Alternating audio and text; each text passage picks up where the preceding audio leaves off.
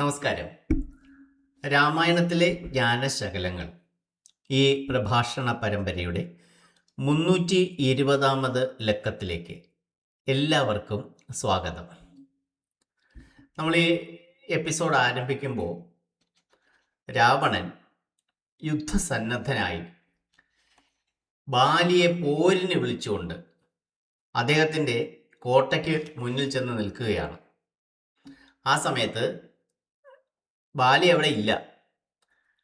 അദ്ദേഹത്തിൻ്റെ ഒരു സന്തത സഹചാരിയും അനുയായിയും ഒക്കെ ആയ താരൻ എന്ന് പറയുന്ന വാനരൻ അദ്ദേഹം പുറത്തേക്ക് വന്നു. അദ്ദേഹം രാവണനോട് പറഞ്ഞു, അദ്ദേഹം ഇപ്പോൾ ഇവിടെ ഇല്ല. അദ്ദേഹം 4 സമുദ്രത്തിലും മുങ്ങിക്കുളിച്ച് സന്ധ്യാവന്ദനവും നടത്തിയതിന് ശേഷം മാത്രമേ ഇനി തിരിച്ചു വരൂ. ഒരു അരയാമം കൂടി കഴിയും അദ്ദേഹം തിരികെ വരാൻ. അതുവരെ താങ്കൾ ആരായാലും ഇവിടെ കാത്തു നിൽക്കേണ്ടി വരും. പക്ഷെ ഒരു കാര്യം കൂടി താരൻ രാവണനോട് പറഞ്ഞു, താങ്കളെപ്പോലെ മറ്റു ചില ആൾക്കാരും ഇതിനു മുമ്പ് ഇവിടെ വന്നിട്ടുണ്ട്, എടുത്ത് ചാടി ബാലിയെ പോരിന് വിളിച്ചിട്ടുണ്ട്, വെല്ലുവിളിച്ചിട്ടുണ്ട്. അതുകൊണ്ട് താങ്കളല്ല ഇവിടെ വരുന്ന ആദ്യത്തെ വ്യക്തി, ഈ രീതിയിൽ വരുന്ന.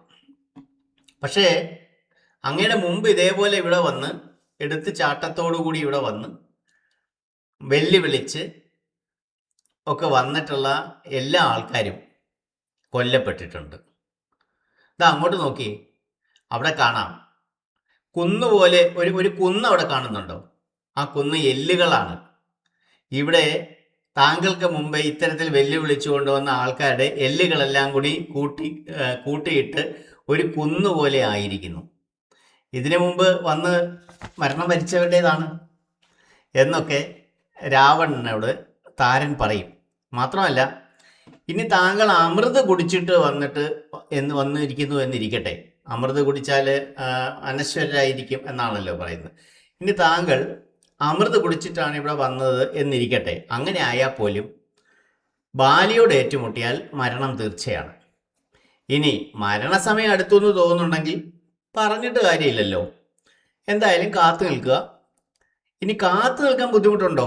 അങ്ങനെയാണെങ്കിൽ ഞാൻ സ്ഥലം പറഞ്ഞു തരാം, എവിടെയുണ്ട് ബാലി എന്നുള്ള സ്ഥലം പറഞ്ഞു തരാം. അദ്ദേഹം ഇപ്പോൾ തെക്കേ സമുദ്രത്തിൻ്റെ തീരപ്രദേശത്തുണ്ട്. നേരെ ചെല്ലുക, യുദ്ധം ചെയ്യുക, മരിക്കുക. ഇങ്ങനെയാണ് താരൻ രാവണനോട് പറയുന്നത്.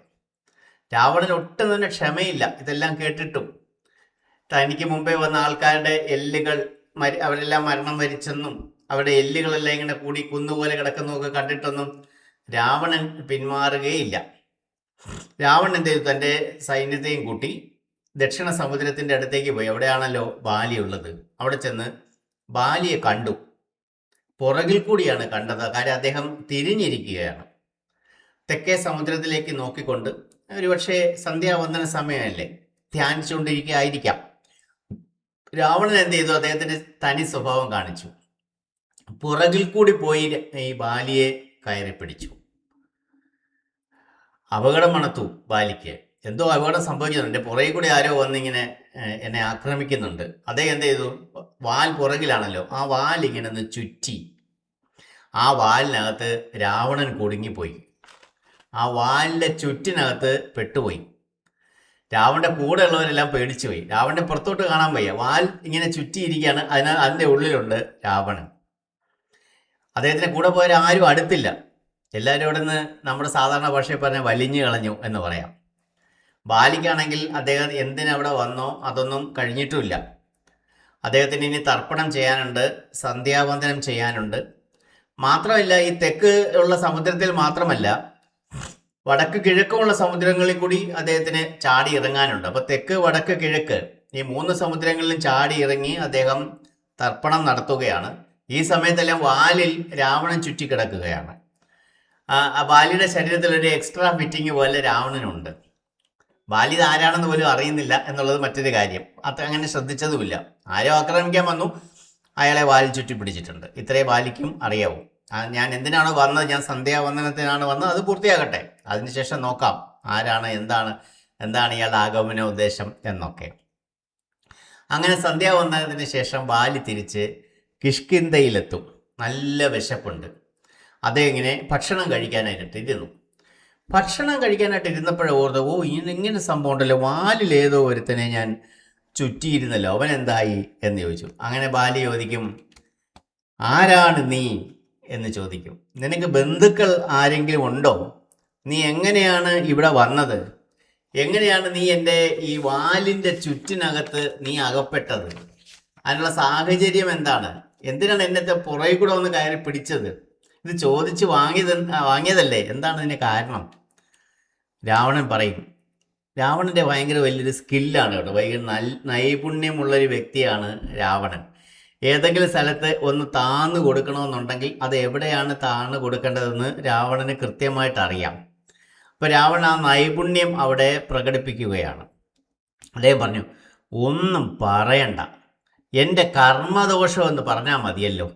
ഇങ്ങനെയൊക്കെ പെട്ടുപോയി, ഇങ്ങനെയൊക്കെ പറ്റിപ്പോയി. ഞാൻ ആരും ഇല്ലാത്തവനൊന്നും അല്ല കേട്ടോ. എന്നിട്ട് അദ്ദേഹം എന്താണ്, അദ്ദേഹത്തിൻ്റെ കെയർ ഓഫ് ഒക്കെ പറയും, അദ്ദേഹത്തിന് ആരൊക്കെയാണുള്ളത്. അപ്പോൾ അവിടെ അദ്ദേഹത്തിൻ്റെ സമാദരണീയനായിട്ട് എല്ലാവരും ബഹുമാനിക്കുന്ന തൻ്റെ മുത്തച്ഛൻ പുലസ്ത്യ മുനിയുടെ പേര് പറഞ്ഞാണ് രാവണൻ അവിടെ രക്ഷപ്പെടാൻ പോകുന്നത്. പുലസ്ത്യ മുനി എന്ന് പറഞ്ഞാൽ എല്ലാവർക്കും ബഹുമാനമാണ്. അപ്പം അദ്ദേഹത്തിൻ്റെ പേരൊന്ന് പ്രയോഗിച്ച് നോക്കിയാൽ ചിലപ്പം രക്ഷപ്പെടാം എന്ന് കൗശലക്കാരനായ രാവണന് തോന്നും.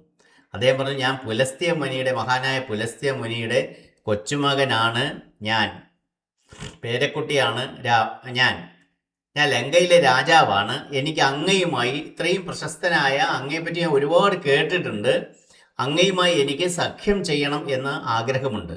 അപ്പം അങ്ങയുടെ രാജ്യമായ കിഷ്കിന്ധയും എൻ്റെ രാജ്യമായ ലങ്കയും തമ്മിൽ പരസ്പര സഹകരണം ഉണ്ടാകണം, മ്യൂച്വൽ കോഓപ്പറേഷനുള്ള രണ്ട് രാജ്യങ്ങളായി മാറണം. അങ്ങനെ നമുക്ക് തമ്മിൽ അതിനായിട്ടുള്ള ബന്ധം സ്ഥാപിക്കണം.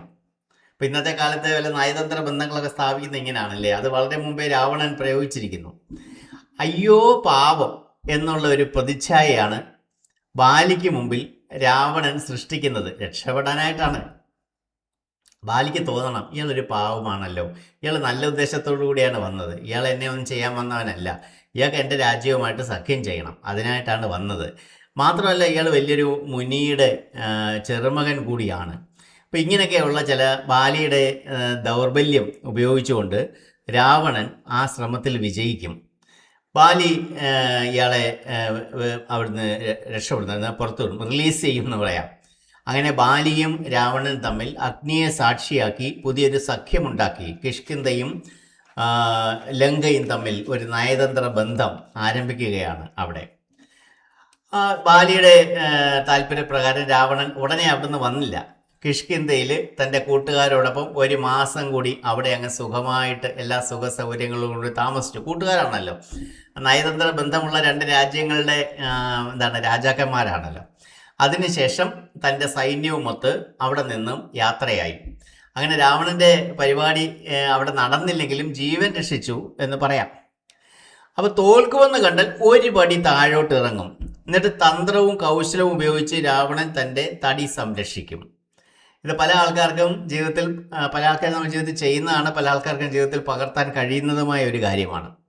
അപ്പോൾ ഇതിനു മുമ്പേ, തനിക്ക് മുമ്പേ ഇവിടെ യുദ്ധം ചെയ്യാനായി വെല്ലുവിളിച്ചെത്തി മൃത്യു കൈവരിച്ച ആൾക്കാരുടെ എല്ലുകൾ കൊണ്ട് ഉണ്ടാക്കിയുള്ള കൂന കൂടിക്കിടക്കുന്ന ആ കൂമ്പാരത്തിന് മുകളിലൂടെ, കൂമ്പാരങ്ങൾ, എല്ലിൻ്റെ കൂനകൾ, അതിന് മുമ്പിലൂടെ വളരെ സന്തോഷത്തോടുകൂടി വിജയശ്രീ ലാളിതനായി രാവണൻ മടങ്ങി വരികയാണ് ലങ്കയിലേക്ക്. അങ്ങനെയിരിക്കെ ഒരു ദിവസം നാരദ മഹർഷി ലങ്കയിൽ രാവണനെ കാണാൻ വന്നു. ഇപ്പോൾ നമ്മുടെ പുരാണങ്ങളിലൊക്കെ ഇങ്ങനത്തെ സന്ദർഭങ്ങളുണ്ട്. നാരദ മഹർഷി അപ്രതീക്ഷിതമായി രംഗപ്രവേശം ചെയ്യും. അപ്പോൾ അങ്ങനെ രംഗപ്രവേശം ചെയ്യുന്ന സന്ദർഭങ്ങളിലെല്ലാം നമുക്കറിയാം, ആ കഥയിൽ ഒരു ട്വിസ്റ്റ് നമുക്ക് പ്രതീക്ഷിക്കാം.